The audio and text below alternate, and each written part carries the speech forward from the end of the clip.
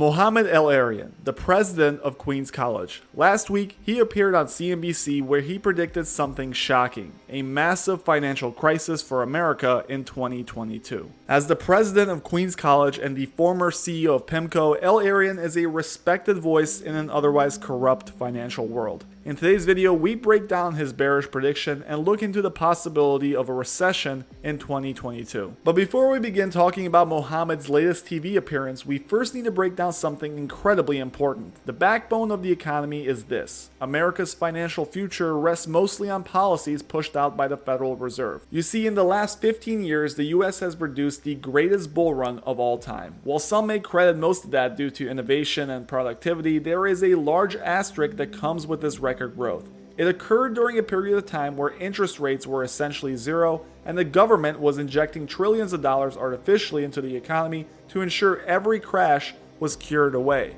These actions have created this: a parabolic stock market that has made a lot of people a lot of money. It has also created an environment where buying the dip is almost a sure bet. After all, stocks only go up when the Federal Reserve has your back during every crisis. Even a historic pandemic wasn't enough to bring down this market. But there was one thing in 2018 that many people forgot about that did prove to be this market's Achilles heel. Most have overlooked this massive lemon test that confirmed our darkest fears. But before I show you this forgotten event, I just want to quickly thank the sponsor for today's video, Public.com. It's an investing platform where you can buy stocks and ETFs. There is no commission fee on standard stock trades, and there is no account minimum to get started. You can also buy fractional shares with as little as $1. But what makes Public different is the community experience they bring to investing. You can actually share ideas with other members and get insights from other notable investors. I just really like the social aspect of the app because you can actually find me on there in case you're curious to see what market news and trends I'm following.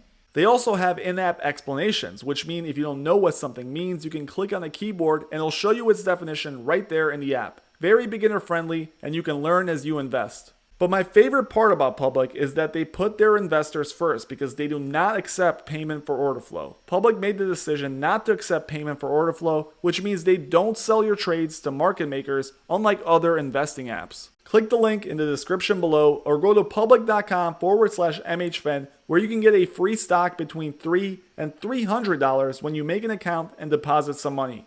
Thank you for sponsoring this part of the video. Now let's get back to the market's Achilles heel. You see, back in 2018, we saw something that proved what everyone was scared of. Starting at the end of 2015, the Federal Reserve actually started raising rates for the first time in years. These were tiny raises, taking the rate from essentially zero in December of 2015 to 2.27% in December of 2018. But why do these numbers matter? Well, these 4 slim rate hikes in 2018 essentially caused a mini recession.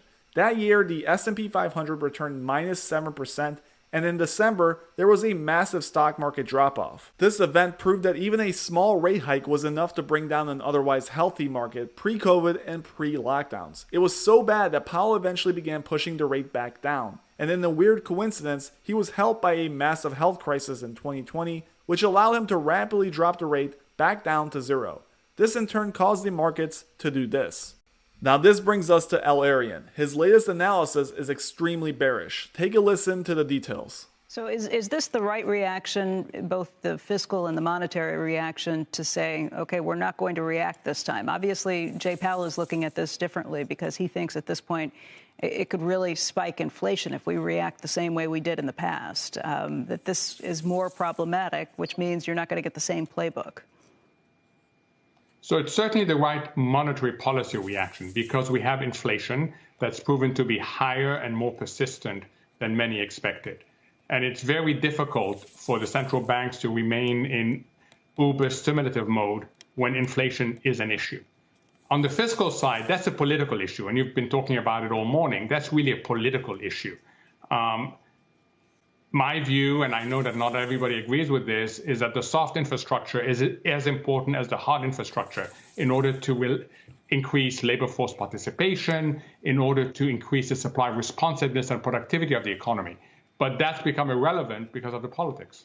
So there you have El-Erian essentially saying that the Fed no longer has the back of investors. It seems that according to his opinion, Jay Powell is going to be forced to raise rates in order to control inflation, which he previously thought would be temporary or transitory. After earning a reappointment from the president, Jay is much more comfortable making hawkish statements. We witnessed the Fed deny the threat of inflation over and over again, but now the tide has turned. Not only has it become much harder to ignore, but Mr. Powell also has his job guaranteed. We see the Federal Reserve finally acknowledging the problem that was in their face the whole time, something that they were previously ignoring or downplaying. Now tie it all together with what I said earlier. In 2018, the Fed raised the rate 4 times, and we saw an almost 20% drawdown towards the end of the year. We have already seen this test before, and the American market failed miserably. Since then, things have only gotten worse fundamentally, and another round of rate hikes will end in the same exact way, especially given the extreme geopolitical pressures out there. Without the Fed backing, this stock market is toast, and although analysts won't say it, the proof is right in your face. All you have to do is look back at 2018 for a glimpse into the future. If the Federal Reserve does indeed raise the rates to, quote, control inflation, then things will get really ugly really fast. El-Erian doubles down on this fact when he's pressed by Becky, the CNBC anchor. Take a listen. Yeah, I don't think we're going to see much more fiscal and monetary action going forward, and I think the marketplace has to get used to this. It was easy to put aside all the economic concerns, all the COVID concerns, all the geopolitical concerns, because we had almost guaranteed injections of liquidity. They were massive and they were predictable. What is changing is you can no longer bet on that. And now the market has to realize that they have to price in fundamentals and they have to differentiate much more between names. So this is going to be a very different year, 2022, than 2021 was. Meaning you can't count on all the same old things, that you should buy every dip, that there is no alternative. What does that mean for investors? So that's going to be what's going to be tested, is do you still have that conditioning when you don't have the support of predictable injections that help push the everything rally? That's the big test as to whether the conditioning will persist. It is already weaker. We see this in how the market has been behaving. And it's understandable because the Fed is no longer there because of inflation. So there you have Mohamed predicting a downturn in the stock market in 2022. Although he doesn't state it directly, multiple rate hikes and a pull away from QE would most certainly result in a downturn. Any sane economist would agree with that sentiment. But there is a problem with all of this. It's my opinion that the Federal Reserve won't raise the rate or end QE. In fact, it's more likely that they will double down and inject more money into the economy. Like I said many times before, Jay Powell is stuck between a rock and a hard place. Raise the rate and destroy the economy, or keep it at zero and inflate the dollar. So far, his choice was the latter every single time, and I don't see it changing for 2022. In fact, given the upcoming midterms, geopolitical pressures, and new variants, there's a lot of reasons for the Fed to keep printing. No sane politician or person with influence with billions riding in the stock market would ever end this party. Either way, the choices are grim. End it and face depression, or keep it going and deal with a massive inflation hangover sometime in the future. Thank you guys for watching. As always, please make sure you hit that like and subscribe button if you enjoyed.